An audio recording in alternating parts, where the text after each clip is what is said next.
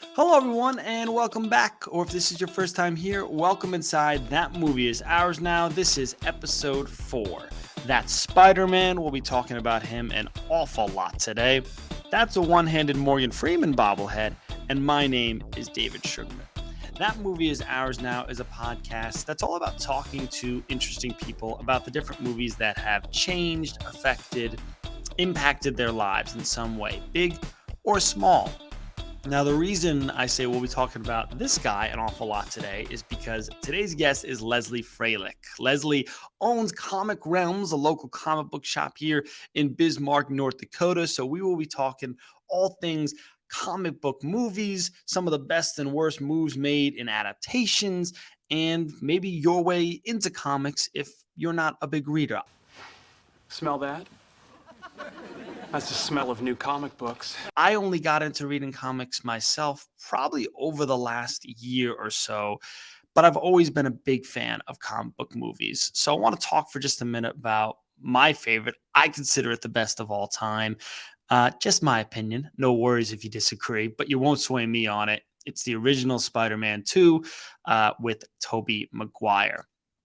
As somebody who goes through a fair amount of anxiety and has more than a few existential crises now and then, I think that movie is almost cripplingly relatable because intertwined with all of the fun of Spider-Man and saving the day and the great costume and being heroic, a lot of Spider-Man fans, a big portion of the fandom, present company included, tend to gravitate towards the Spider-Man stories sometimes where he's the most miserable and he's at his lowest and he's suffering a little bit. And I think because that is so relatable. I mean, I think he's just a young person trying to figure it out like all of us. We are all ultimately trying to be good partners for our significant others, good children to our parents, good siblings, friends. We want to be there for people. We want to add something of value, hopefully, to the world or to our community. But at the same time, we want something for ourselves. Am I not supposed to have what I want? What I need? We're inherently selfish, and that's fine. That can be a really good thing, actually. But finding that balance and what we're willing to sacrifice and the deals we're willing to make with ourselves to try and find some of that happiness. And that's what Peter goes through in that movie. I think when I was young, I was just sort of bored in those scenes when Peter is going to the doctor's office, and he's just all in his head, or he has these long discussions with Aunt May. And now they're my favorite parts of the film. I believe there's a hero in all of us that keeps us honest, gives us strength. Probably even more than some of the action or the train sequence, which of course is one of the most iconic superhero fights probably of all time. Maybe I'm gassing it up a little bit, but I think a lot of it still holds up. And a lot of people think about that scene when they think about great Spider-Man moments. You have a train to catch. It's a movie that I love. I hold near and dear to my heart. I just rewatched it last week because it just got thrown on Netflix.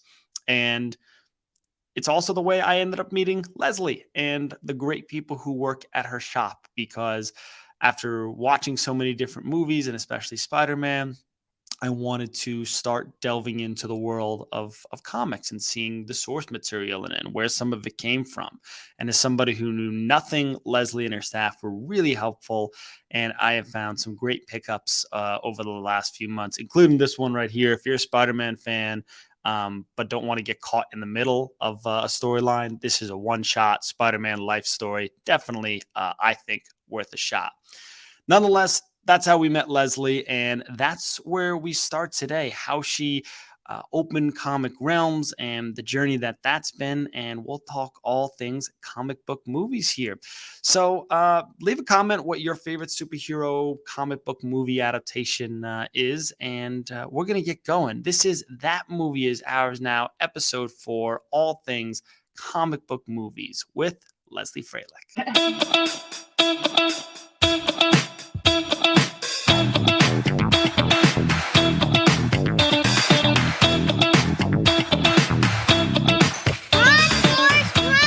You're that spider guy. Out by the bed.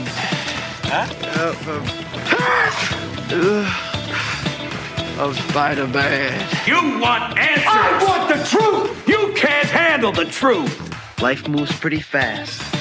You don't stop and look around once in a while, you could miss it. And here she is. Lesley Frohlich owns Comic Realms here in Bismarck, North Dakota. Lesley, thanks so much for coming on today. Thanks for having me. I'm really excited. We're excited to have you on. So before we dive into all things comic book movies, which over the last few years has just kind of taken over the box office, it's sort of pop culture currency at this point, which I'm sure is good for you. But give us a little bit of background. Comic Realms, I know you haven't been around that long, only since 2017. So how did Comic Realms come to be? And tell us a little bit about your shop.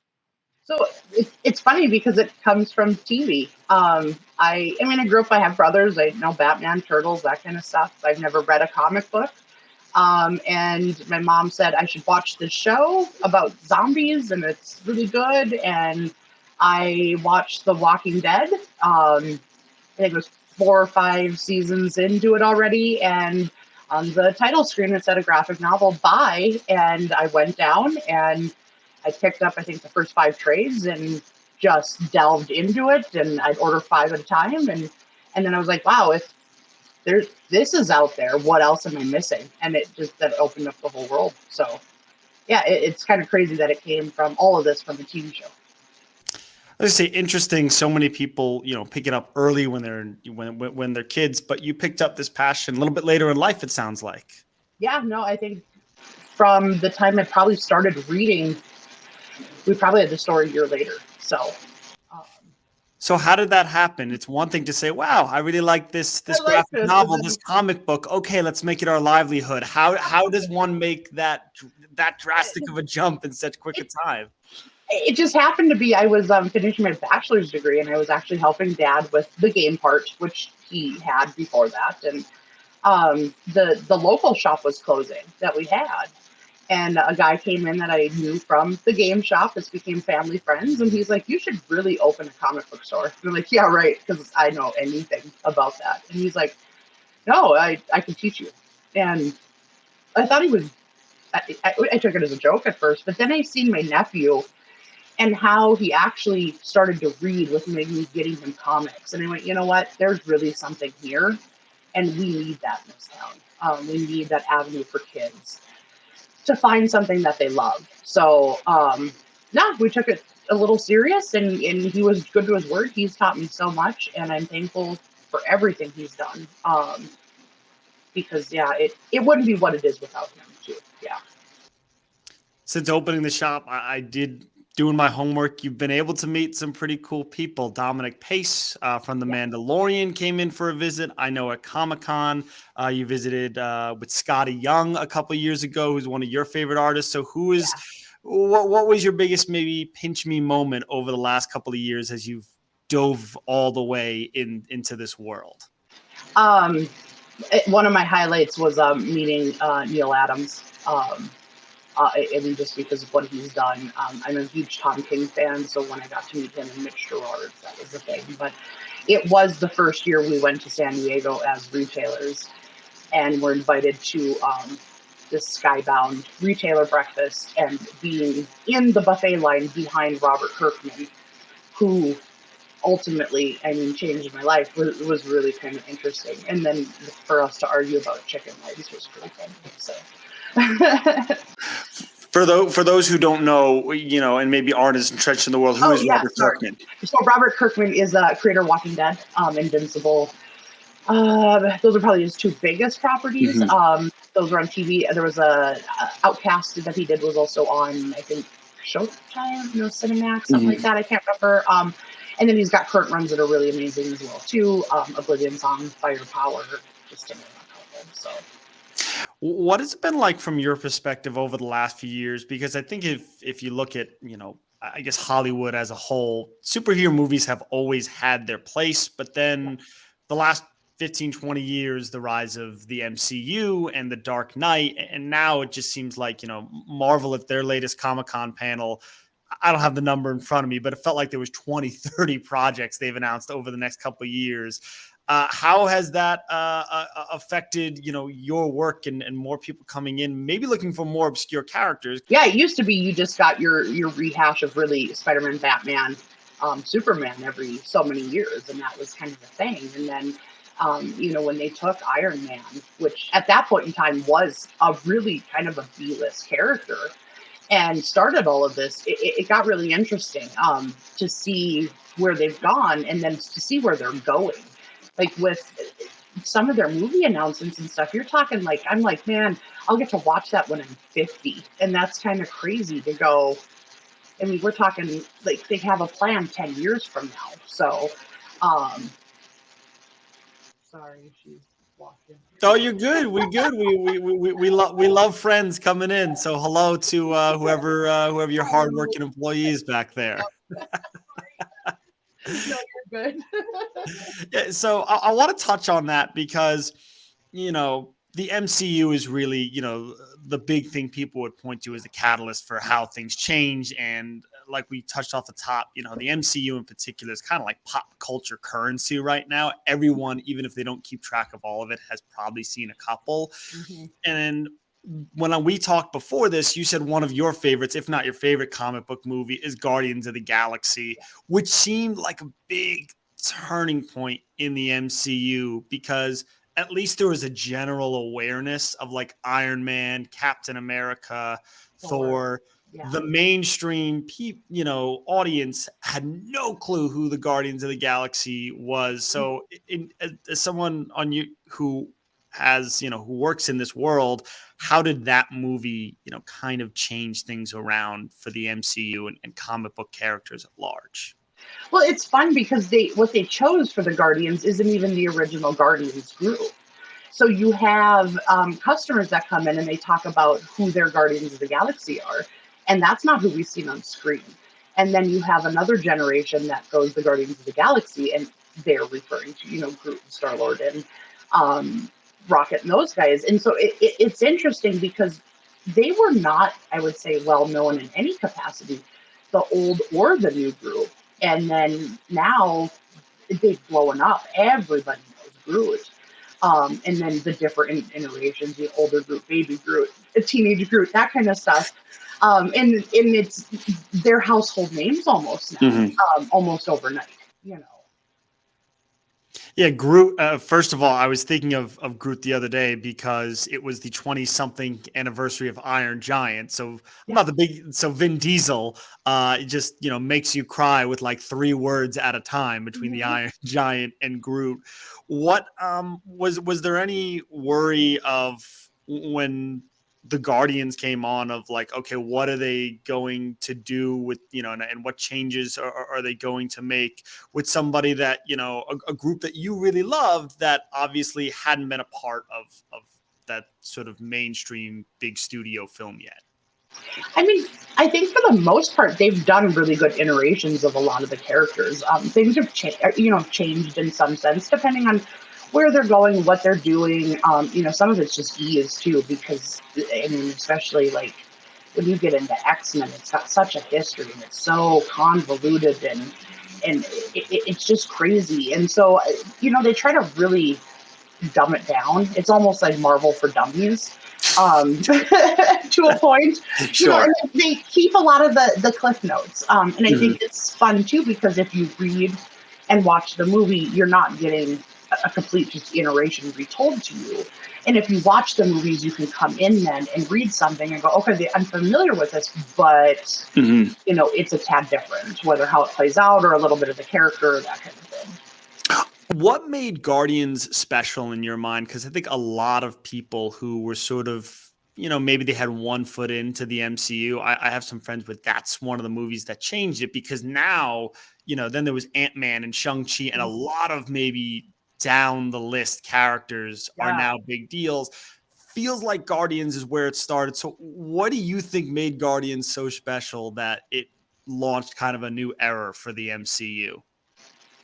I think, it's hard to say for other people. I know for me, and to be honest, probably with a lot of people in this world, we come from ragtag, weird families. people have issues. Well, of course I have issues. That's my freaking father. I have divorced parents. I have two stepmoms, or two step-parents, sorry. I've got friends that have they're literally family. They come to Christmas, that kind of stuff, And I think in today's world, the family dynamic is so different than what it, say, was in the 40s, 50s, that I think it's very relatable. And I think that's why you get some of these big successes with people, is because you have these characters or groups that are relatable to different people that we've never seen before. Obviously, when things are adapted from the comics, like any book or novel, comic book, graphic novel, changes are going to be made. Yeah. Story, convenience, meshing things together. I want to go, what is the best and worst in your mind change from a comic book to a movie? I know the worst. All right, start with the worst. It's not a movie, but it is part of the MCU. To me, it's Miss Marvel, hands down. I was very, I don't want to say too much, but as a character standpoint and her backstory and who she is, that was not done on screen. And as a store owner, that kind of worries me, because it's a show that was made for a younger audience, which we need to engage, whether it's reading of any aspect. And girls in particular, which I would love to see more in my store. They're going to walk in, pick up a book and read it and go, this is not who I see. And so it's a little frustrating, I think, from that level, because I'm like, I don't know what to tell you. There's nothing. It kind of created a new character. Best, I'd say Civil War. I actually really like, if you pick up just the 6-issue miniseries of Civil War, it feels very Cliff Notey. I don't want to talk horrible about it, because it's a great book, but that book had 96 tie-in issues. And so to actually get the entire compass of Civil War, there's a lot to read outside of what they sell in that 6-issue trade. And I think the show did a way better job at telling you the story in depth, even though it was changed a bit, but the bigger story. And it does feel like, at that time, the MCU was still a little hamstrung fighting for the rights for certain characters. And I think, if I remember, they didn't get the rights to Spider-Man until maybe like right when they started shooting or in the middle of. And that's why he's close. Yeah. Sort of shoehorned in there. So it is, it's a big story that has some small emotional feels to it. Because I get that. I'm a big fan of Civil War. As well. So you mentioned the tie-ins. Obviously, Civil War is a really, really massive story. And I think that's a good place for my next question, which is, somebody who walks in and to your shop and they say, okay, and this is basically me a year or so ago. I've never, read a comic book. Where do I start? Because there's so many different iterations of characters, so many reboots, so many successes, and a few not so successes. So what? So where would you guide someone who said, I want to get into it, but it can be intimidating? Oh yeah, I think that's the biggest challenge, honestly, in the comic book industry, is because I think, like we said, the MCU and the Dark Knight trilogy, and I even give Big Bang credit for making that culture kind of very mainstream. But you still walk into a store, and all stores are locally owned. And so there is no like formula, like you're walking into a chain and you kind of know what you're getting into. Every store is different. Every feels different. Some are good, some are bad. But you walk in and it's overwhelming. And then there may not be anybody there to necessarily guide you in a direction. I mean, Marvel's history goes back to, with some of these superheroes, you're talking 1940, 1950, DC even longer. That's a lot of material. And people think when they come in that they have to start like, oh, I like Iron Man. Well, I need to start at number 1. And that's not the case. It's the one thing about my store I will actually be braggadocious about, and is the fact I feel like we are very good at welcoming new people, because not long ago that was I walked in and I didn't know. The first thing I will say is, if you like any independent stuff, so if you've watched Walking Dead, Umbrella Academy, The Boys, that kind of stuff, that is your easiest entrance point, because Oh, all okay. independent stories really don't have an overarching 60, 70-year history. Walking Dead, you can walk in and I can take you directly to the first trade and all the way through the entire story, and you're not going to miss anything. There's nothing else you need. You will know everything. So independent stuff, that's a really easy thing. And then when you get into Batman, Wonder Woman, DC kind of stuff, and Marvel, it gets a little more hard. But it's best to come in. I ask a few questions. Who's your favorite hero? What have you watched that you enjoy? And what kind of books or movies do you already like? So if you like, sci-fi or horror or those types of things, we can move you in a direction then. Because if you like Batman, but then you really like murder mysteries, well, I've got the perfect Batman story to kind of push your way. We sell a lot of graphic novels, which is what happens is once a comic's released, they collect them into like a book format, and it generally will tell an overarching story or the beginning of a longer series. But there's plenty of really good, a great example. So if you really like the new Batman movie that came out, I thought they did a fabulous job on that. I was going to say, I had to rep a little something here today. God, look at you. I rather enjoyed that. I'll say I was skeptical, but if you really, really like that, come in, and Batman Year One is a great place to start. Great. Also, Batman Long Halloween. And so that's easy for us to go, oh, if you like that, here's really two, and they're classic reads as well, but those are going to be really good jumping in points. Another thing I bring up too is Wikipedia is your friend. When you're reading something, things are going to come up that you don't know. Most people know Batman and that origin and that kind of stuff, but there's still going to be things that are referenced because of that vast history. Just wiki it. And that's another thing we're here for too. We all that work here have kind of our niches. And so if you come in with a question like, hey, Flash did this, I'm going to set you up with Dylan, and he's going to talk to you about his Flash knowledge, And so we're really good and have a vast variety of knowledge and things that we love that we can help even in that sense. But wiki is great. And then the other thing too is not all comic books are superheroes. And so a lot of people will come in and they're with a friend or whatever, and they're like, well, I'm not really into superheroes. Okay, cool. We sell horror and mystery books and sci-fi and comedies. There's so many. I say at this point in time, if you're not reading comics, it's because you're choosing not to. Fair enough.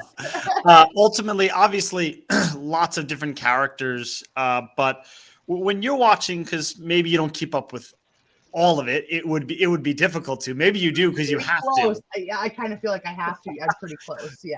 But generally, knowing that when something gets adapted to a movie, and more often now, especially on like Disney Plus and HBO Max television shows, changes are going to get made.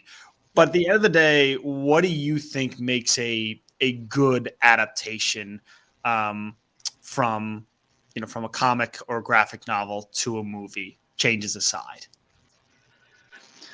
I feel like it's like being true to that character in a sense, and telling that character's story in a way that resonates, and you take the good of it and really bring it to life on the big screen, if this makes sense.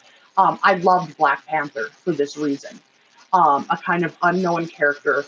And what they did with that first movie is bring the entire origin of him, Wakanda, that history, that feel, the beautiful colors, how they're kind of secluded from the world. And they were really able to showcase that in a way that I think really broadened what that character was and what people think he is. I loved the cultural stuff they had in there that really talks about, who that whole group is actually. I thought that was so well done. Yeah, Black Panther, a great, obviously, an example of, the importance of representation in these big movies as well. Black Panther is important. Somebody who's Jewish, like Magneto, means an awful lot to me. Granted, a little bit of a goes in the wrong direction at times, but sometimes, Yeah, I mean, is he a good guy? Is he a bad guy? That's the debate. But at least his reasons are usually seem pretty justified. Yeah. I did always appreciate. I thought they did, took a good care of him, especially like First Class is one of my favorites. I love, yes. And that was the one that was sort of my way into X-Men because I was a little bit young and I haven't done all of them when the original X-Men came out. And like I said too, growing up, I have brothers, so Batman, Turtles, all that stuff was around all the time. But when I was 20 and went to the theater and saw the first X-Men, and I saw Storm on screen, dude, that was game changing for me because I'm like, she is powerful, she is kick. She can hold her own, and it was just like I'd never seen something like that, a female that had that kind of power in that genre, because Spider-Man, Mary Jane is a photographer. It was a lot of it for me with sidekicks. And to see somebody like Storm was just mind-blowing. I was like, whoa, like, she's amazing. And to this day, I have such love for her. But we did a Captain Marvel screening. And I like to walk around when we do those and talk to people and see how everybody's enjoying their time. And in the front row was a father and his little girl. And I stopped to talk to her and I said, "Are you excited?" And she's like, "Yes." And I said, "Who's your favorite superhero?" And she went, "Captain Marvel." And I got so emotional because it was so cool for, like, at that age, I didn't have that experience. And so for somebody that at that age to find something that they can look up to and go, you know what, no, I can be strong. I can do good things. That means the world to me. That's awesome. And I love that. A couple rapid fires before we get out of here. Okay. I'll switch it up for you. If you, Yeah, we talked about some going to comic book movies and specifically that then we talked about the different changes. What is one that you wish you could take back? I mean, there's a couple here. Ant-Man originally created Ultron. Obviously, that's not the case. They obviously jazzed up Aquaman a little bit to make him a little cooler. So what is one change that has been made over the years that you were like, no, they should have stuck a little bit truer to the source? I mean, I don't want to repeat stuff. Miss Marvel would be one. Going back, let's see here. Ultron's a big one, yeah. Honestly, the Mandarin. Oh, okay. Iron Man 3. He's here, but he's not here. He's here, but he's not here. What do you mean? Which is why I think Iron Man 3 gets as much hate as it does. But, man, we were so stoked for that as people. And then no. No. Do you feel like they made up for it in Shang-Chi? Yeah, I do. A part of me would like to ask Kevin Feige if that was his plan all along, or if he was making up for a huge mistake in the past. And my gut says he's making up for a huge mistake. Fair enough. Last one. What is your desert island movie? The movie that if you can only bring one to the desert island, you could watch on repeat and would take you the longest to get sick of. Shawshank. Classic. There's nothing wrong with that. Me and my husband, actually, if that comes on TV, we literally scream at each other, "Shut it off or our whole day is gone," because it just sucks us in every time. We've seen it a million times. We absolutely love it. What you should do is yell down, "Get busy living or get busy dying. Let's go." Yeah. Leslie, this was so much classic. I love it. Yeah. Leslie, this was so much fun. Thanks so much for coming on. For people who are in the area and want to find the shop or want to browse what you might be able to order online, where can they find you? The store, social media, let people know so they can come in and give you guys a try. Awesome. We got lots. So we are located at 106 North Mandan Street, but we're in Bismarck. And so that the address confuses people. We're on the end of Main Street by the Walk-Up Dairy Queen is what I tell everybody. You can find us at www.comicrealms.com. It shows all of our graphic novels, manga, and new books on there. And then we are on Facebook, Twitter, Instagram, TikTok, and Discord. So those are the different socials that we use. And you don't have to be from here. We actually serve, we have quite a clientele from in all over the state, as well as South Dakota, Montana, and Minnesota that we have. Awesome. Leslie, thanks so much. I'm sure I will see you when I got something to pick up off my pull list here in the next week or two. But thanks so much for coming on. This was such a blast. And this has been another episode of That Movie Is Ours Now with Lesley Frohlich. Thanks for having me. See you at the shop. Guess I'll see you in the movies.